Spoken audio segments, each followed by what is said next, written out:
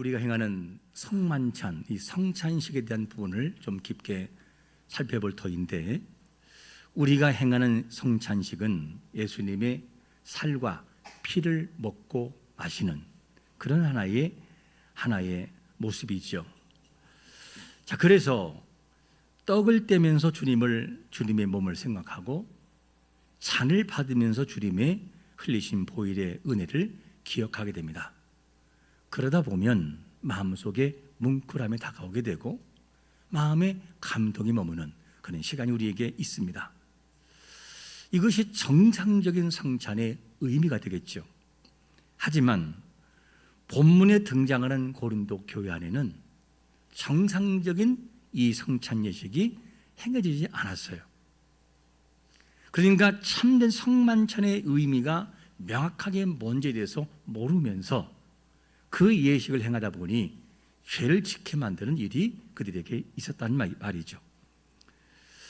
자, 그러면 그 모습이 어떤 모습일까? 사진 한 장 보실까요? 당시의 고린도 교회 안에 있었던 저런 모습을 연상할 수 있어요. 성만찬이라는 개념이 먹고 마시고 취한 것으로 이렇게 생각하는 것이 저들의 모습이었다. 물론 당시의 성만찬의 의미와 우리와의 성만찬의 지금의 의미는 조금 방법론이 다르긴 해요. 왜 그런가 하면 당시에는 떡과 잔을 마시면서 포도주를 마시면서 거기에 뭐가 되냐? 식사가 함께 들어가셨어요. 애찬의 시간인데, 그런데 오늘날 우리에게는 어떻게 되지요? 조용한 찬양이 나오고, 그리고 십자가 찬양이 울려 퍼지면서 떡을 떼고 주님의 살입니다 하는 것을 생각하며 드리고, 그리고 잔을 마시면서 주님의 피를 생각하는 그런 시간을 갖게 되는데, 이들의 모습은 그렇지 못했어요. 고린도 교회 안에는 뭐냐? 주님의 살과 피라고 하는 성찬의 참회의 이 부분이 사실은 본질이 흐려지고 있었습니다. 그래서 이들의 모든 성찬 예식에 참여하는 것은 죄가 됐었다. 왜냐하면 교회 안에 파당을 지어 분열이 생기기 시작을 했고, 그러면서 예식에 참여하고 도덕적으로 타락을 하면서 덕을 세우지 못하기 때문에 그러면서 예식에 참여하고, 고소고발이 난무하면서 그러면서 예식에 참여했기 때문에 성만찬에 대한 본질에 있어서 벗어나 있었다. 그래서 이들은 뭐냐면 성만찬의 본질, 예수 그리스도의 그 고통과 그 흘리신 피에 대한 부분을 명확하게 알지 못하고 드렸던 것이 뭐냐? 그들의 성만찬의 예식이었다. 당시 성만찬을 행하면서 또 어떤 문제가 생기느냐? 계층별 차별이 있었어요. 무슨 말이냐면 성만찬의 음식을 같이 갖다 놓고 떡과 그리고 잔을 놓으면 부자들, 힘 있는 사람들은 먼저 와가지고 그냥 실컷 먹고 실컷 마시고 그리고 취하는 일까지 생겼어요. 반면에 늦게 왔던 가난하고 힘이 없는 자들에게는 와보니 음식이 없어요. 자, 포도주도 없고 떡도 없어요. 그러니까 굶을 수밖에 없는 상황이 그들에게서 환경 속에 있었습니다. 이로 인해서 바울은 뭐를 하느냐? 진정한 성찬의 의미가 뭐냐 하는 부분을 명쾌하게 잡아주는 것이 본문의 내용입니다. 우리는 바른 성찬의 의미가 무엇인지를 오늘 본문을 통해서 봐야 하고, 과거의 십자가의 사건을 생각하면서 성찬을 행할 때 그 성찬은 단지 기념으로 끝날 것이냐, 아니면 다른 방법으로 우리가 취할 것인가를 깊이 생각하면서 우리가 살펴야 될 것입니다. 자, 그런데 오늘 본문 보면 성찬 예식을 이라는 부분을 말하면서 바울이 뭐라고 말하냐면 이것을 행하여 나를 기념하라, 이렇게 표현돼요. 기념하라. 기념이라는 것이 단지 과거의 일을 떠올리는 것으로 끝나냐? 그리고 주님 감사해요, 죄송해요, 고마워요, 끝. 이게 과연 기념일까 하는 질문이죠. 우리가 십자가의 사건을 단지 기념하고 과거의 일을 떠올리는 것으로 끝난다면 성찬의 의미를 모르고 살아가는 거예요. 우리는 부담 없이 질문해 봐야 됩니다. 당시 십자가의 사건은 나와 무슨 상관이 있는가? 약 2000년 전의 십자가의 구속의 은혜가 나와 무슨 상관이 있지? 이 질문 던져야 됩니다. 그리고 성찬의 본질에서 벗어난 고린도 교회를 향해서 진정한 성찬의 의미가 무엇인지를 정리해 주는 걸 보면서 이런 의미를 가지고 예식에 참여하고 그 예수 그리스도의 주인공 되시는 그 예배 앞에 우리가 어떻게 드릴 것인가에 대한 명확한 답을 가지고 나가야 될 것입니다. 자, 그러면 먼저 잘못된 본질에서 벗어나 있던 고린도 교회를 보면서 성찬의 참된 의미가 뭐라고 딱 정도를 하냐면 첫 번째로 이렇게 말합니다. 이것은 누구를 위하여?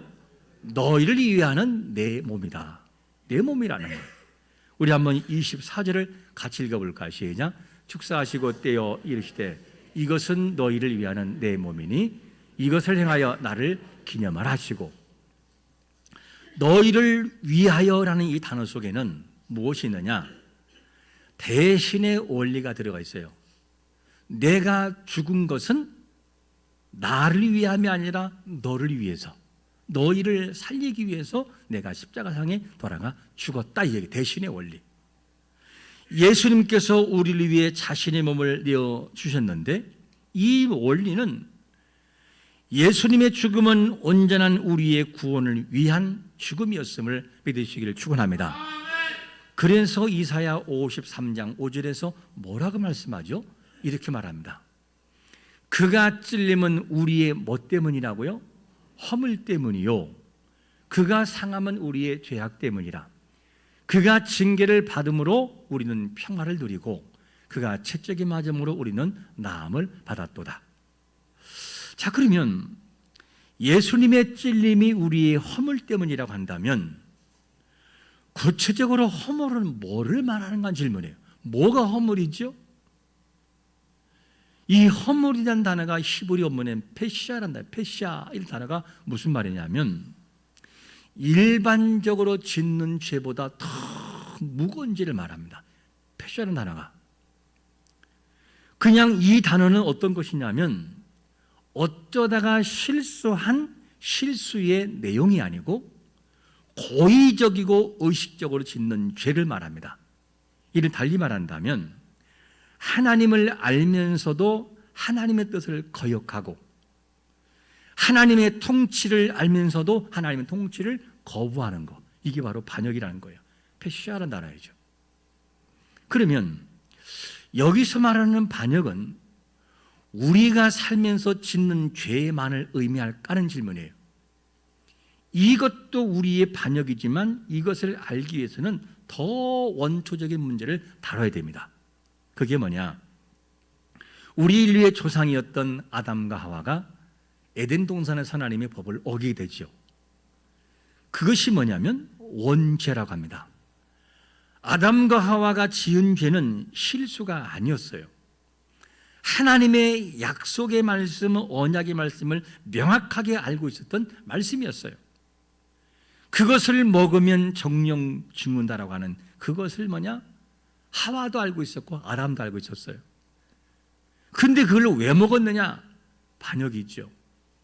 어떤 분들이 이렇게 말을 해요. 아니, 하나님이 그래 뻔히 따먹을 것을 알면서 왜 선악과를 거기다 동산에 뒀냐고.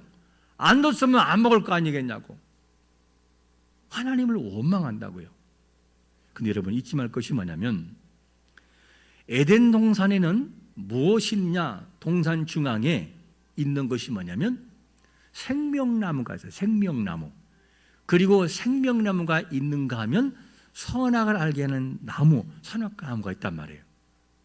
생명나무는 얼마든지 먹어도 되는데 뭐는 먹지 말라? 선악을 알게 하는 실과는 먹지 말아야 돼요. 이걸 하나님이 금하신 명령했어요. 이것을 따먹는 것은 뭐를 하는 거냐? 하나님의 통치를 거부하는 거예요. 이것을 먹지 않고 보존하면 영원한 생명이 있다는 것을 아담과 하와가 알고 있다고요. 근데 이것을 뭐냐? 거부해버리죠. 그리고 뱀이 미혹할 때 그거 먹으면 하나님처럼 된다? 하나님처럼 된다고 하는 이 모든 걸 보면서 자기가 하나님이 되려고 하는 교만이란 말이에요. 이게 뭐냐? 반역이라. 페시아 반역이라고요. 반역. 하나님이 금하신 것을 알면서도 이를 신뢰하지 않고 하나님의 통치를 거부하는 것이 뭐냐? 그게 바로 반역이라 그 말이에요. 선악과를 따먹고 하나님처럼 된다고 되면 좋을 텐데 그렇게 안 되는 것이 문제예요. 죽는다는 것, 실제로 영원한 생명에서 벗어나 버리죠. 이것이 아담과 인류의 조상이었던 조상들이 지은 죄였어요. 근데 그 죄는 어떤 것이냐면 인류는 남자 아담의 대표성을 가져요. 그러다 보니까 아담이 지은 죄는 인류의 전체적 영향을 끼치게 됩니다.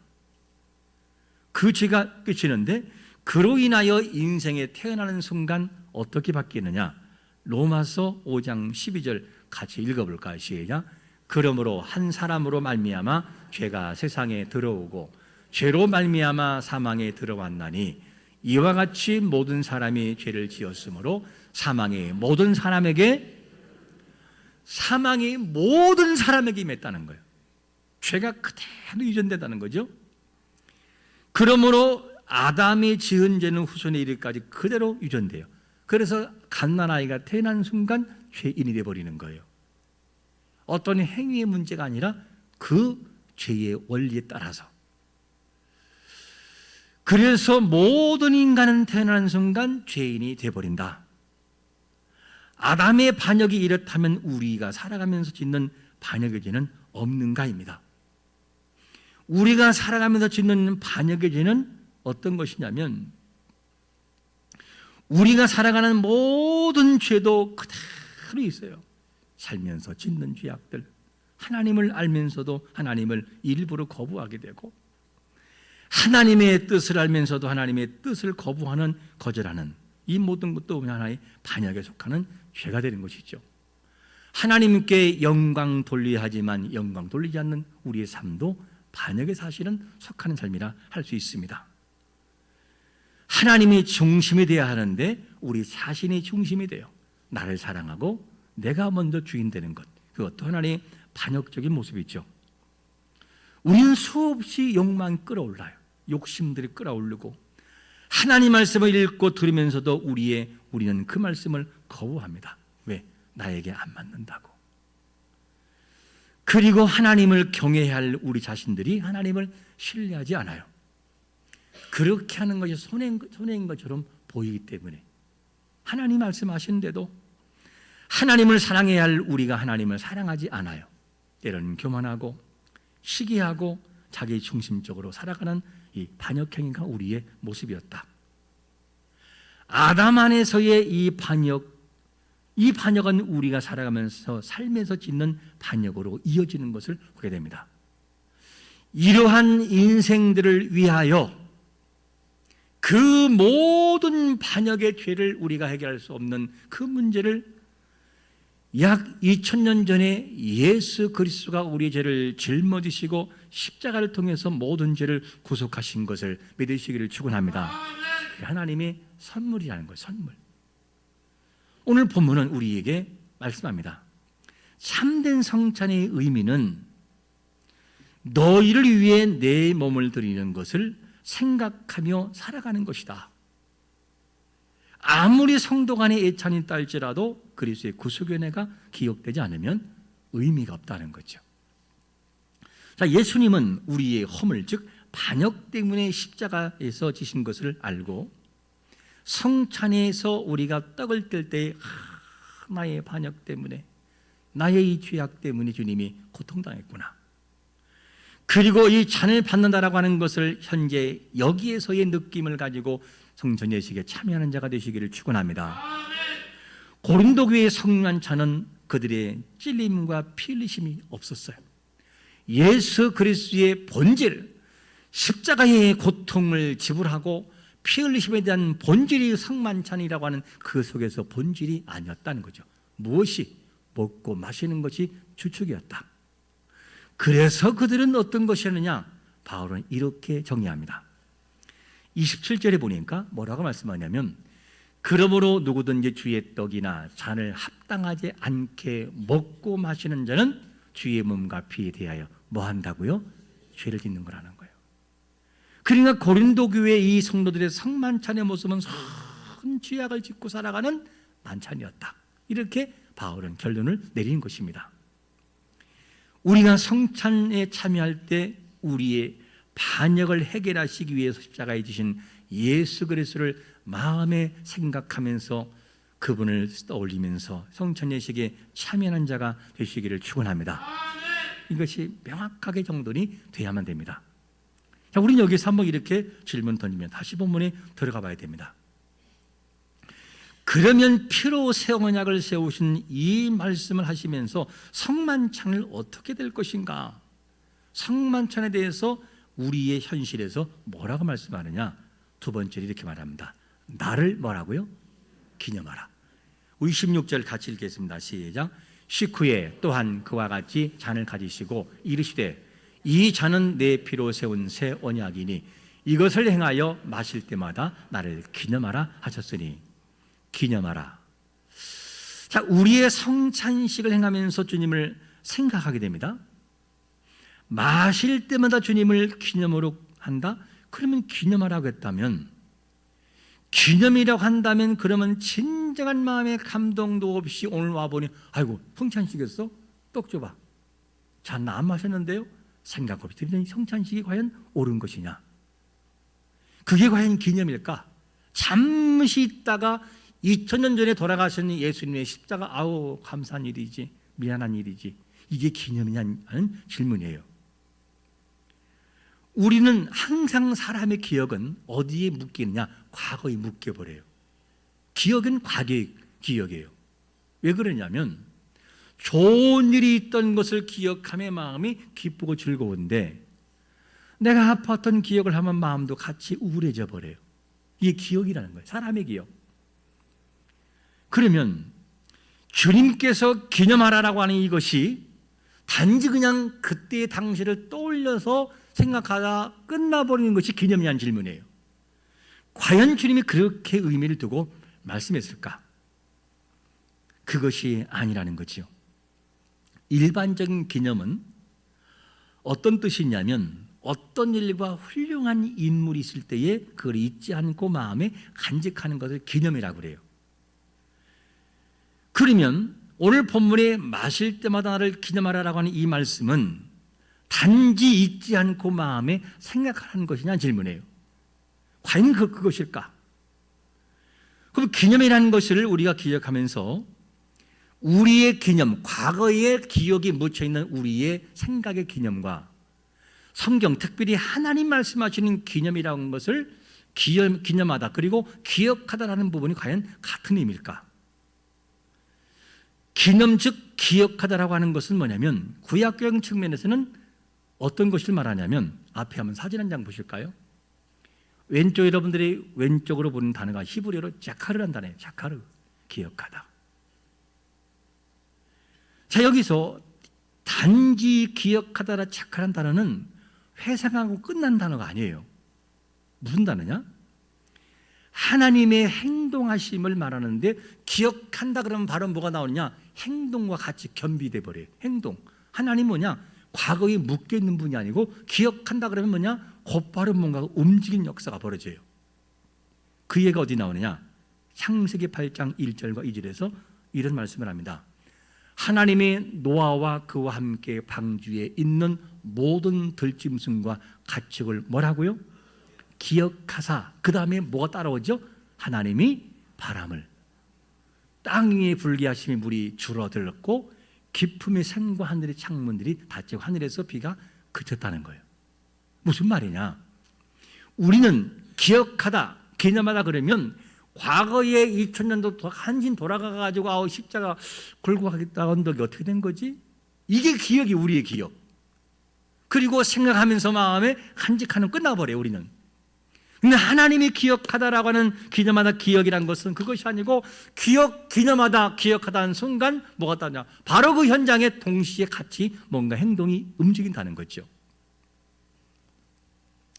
하나님의 기억은 과거에 대한 회상으로 끝나지 않고 기억한 순간 바로 그 자리에 새로운 역사가 시작이 되는 거예요. 하나님이 기억하실 때 어떤 일이 벌어지느냐? 하나의 예를 더 들어볼까요? 이스라엘 백성들이 애굽에서 종살이 할 때 큰 고통이 있어요. 그들이 탄식하면 노동과 고된 노동 때문에 탄식이 이루어져요. 이를 들으셨던 하나님께서 기억하셨어요. 이거를 들으셨고 기억하셨어요. 그래서 출애굽기 2장 24절에서 뭐라고 말씀하냐면, 하나님이 그들의 고통의 소리를 들으시고 하나님이 아브라함과 이삭과 야곱에게 세운 그 언약을 기억하사, 기억함과 함께 어떤 일이 벌어지느냐, 하나님께서 그들을 기억하기 때문에 모세를 통해 애굽으로 보내요. 그때부터 어떤 일이 벌어지냐, 애굽이 초토화가 돼버려요. 어떻게? 10가지 재앙을 통해 계속 하나님됨을 증명해요. 계속 하나님이 어떤 분이지. 그리고 맨 마지막에 10가지 재앙은 바로가 손들어버려요. 졌다. 이게 바로 하나님의 기억이에요. 자, 구역적인 측면에서 자카르 기억이라는 말은 구원의 수호치를 딱 누르고 뭔가 움직이는 현상이에요. 그러면 오늘 본문에 마실 때마다 나를 기념하라고 하는 이 기념하라는 단어가 원문으로 한번 직역해 볼까요? 원문 직역하면 이렇게 됩니다. 마실 때마다 나를 향한 기억을 위하여 이것을 행하라. 나를 향한 기억을 위하여 이것을 행하라는 거예요. 그게 성찬예식이라는 거죠. 그래서 여기서 말하는 기억이라고 하는 것은 다시 한번 사진 띄워주시고요. 예, 사진이 보면 뭐 어떤 내용이냐, 아남네시스, 왼쪽에는 자카르, 기억하다.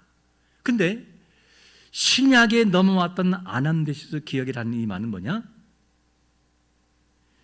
다시라는 아남이라는 단어하고 기억하다라는 단어가 두 가지 결합된 단어예요. 아남네시스 단어가 다시 어떻게 기억하다. 이 말은 무슨 말이냐, 성만찬을 행할 때 과거에 떠올리는 기억으로 끝나는 것이 아니라 십자가의 사건을 다시 현재로 불러내어 기억하라는 거예요. 여기에서 실제와 같이 그 얘기를 하는 거예요. 우리는 과거에 떠올라가서 그때 끝 기억이 잘 안 나네 이거지만 그게 아니고, 아나네시스, 내가 말하는 기념이라는 것은 어떤 것이냐, 다시 현장으로 너희들이 그 현장 속에 이 예배 가운데 그대로 다시 불러드리라는 거예요. 그리고 주님이 나를 위해 당하신 고통을 느껴보라는 거예요. 주님을 내신 보혈이 얼마나 나에게 고마운 것인지, 마지막까지 머무르신 예수 그리스도의 몸부림, 아버지여 나의 영혼을 아버지 손에 부탁하나이다 맡기고, 그리고 마지막에 저들을 용서하려고 하는 이 주님의 사랑하심을 이 현장 여기에서 느끼라는 거예요. 과거가 아니고, 우리를 대신하여 십자가를 지신 사건은 단지 옛 기억으로 떠올리는 추억이 아니라 시간의 벽을 깨고 약 2000년 전에 십자가의 사건이 지금 여기에서 경험되는 초청인 것을 믿으시기를 축원합니다. 그게 예배이고 그게 성찬식이란 말이에요. 여기에서 주님이 나와 함께 하시고 이곳에서 그분의 영광 받고 있는 것이구나. 그 예배에서 큰 감동을 느껴보라는 거죠. 성만찬은 2000년 전에 우리를 위해 몸을 찢기고 피 흘리신 십자가 사건을 지금 참여하고 체험하는 이 현장에서 내가 느껴봐라. 네가 그게 기념이라는 거. 기념. 성만찬은 과거의 십자가가 지금 이 자리에서 다시 살아 움직이는 사건인 것을 믿으시기를 축원합니다. 그래서 우리는 십자가를 지은 사건을 과거에 묶어두었던 신앙의 추억으로 끝나는 것을 버려야 돼요. 과거. 십자가의 사건은 마실 때마다 나를 향한 기억을 위하여 이것을 행하라. 나를 향한 기억을 위하여. 우리는 예수 그리스도를 통해 하나님의 보좌 앞에 나갈 만한 담대를 함을 얻었어요. 그리고 대제사장이 돼서 예배자의 모습으로 이곳에 서 있는 거예요. 우리가 드리는 예배 가운데 단지 예수님을 떠올리는 것이 아니라 십자가의 사건이 실제로 이 자리에서 적용되고 현실에 임하는 하나님의 은혜를 느끼게 되는 것이죠. 지금도 주님은 우리 가운데 찾아오시고 성령의 능력을 통해 우리 각자의 마음을 움직이고 있는 것을 믿으시기를 축원합니다. 그 십자가의 은혜가 내 마음속에 저질하는 거예요. 그리고 눈물이 나오고 감사가 나오고 은혜를 느끼고 주 앞에 내가 어떻게 하면 하나님 앞에 영광 돌릴 것인가를 깊이 생각하는 삶으로 바뀌라는 거예요. 예수님의 십자가는 옛날 이야기로 끝나는 것이 아니라 지금 삶에서 실제로 힘이 되는 능력이 되는 것을 믿으시기를 축원합니다. 죄 때문에 괴로울 때 예수님이 내 죄를 대신 짊어지시고 돌아가 죽으셨다, 해결해 주었다는 지금 여기에서의 경험이 나에게 있을 때 주님 때문에 자유함을 누릴 수 있다는 것이죠. 우리가 낙심될 때에 나를 위해 십자가에서 죽으신 예수님이 나를 붙들고 계신다는 사실이 실제로 내가 믿어지고 있는가 하는 질문이에요. 예수 그리스도의 십자가는 생각에 머무르지 않고 지금 내가 붙들고 살아가는 능력이 됨을 믿으시기를 축원합니다. 오늘 우리는 본문을 통해서 주님의 세미한 음성을 들을 수 있어야 돼요. 십자가 사건을 단지 떠올리는 것으로 끝나지 말고 그 십자가가 지금 너에게 실제가 되게 하라. 할렐루야. 실제가 되게 하라. 너에게 찾아오신 예수 그리스도 너에게 실제가 되라. 너를 흘리신 보혈을 기억하느냐? 너를 위해 지키신 주님을 기억하느냐? 내가 너를 위해 십자가를 지시는 때 그 마음이 어떤지는 아느냐?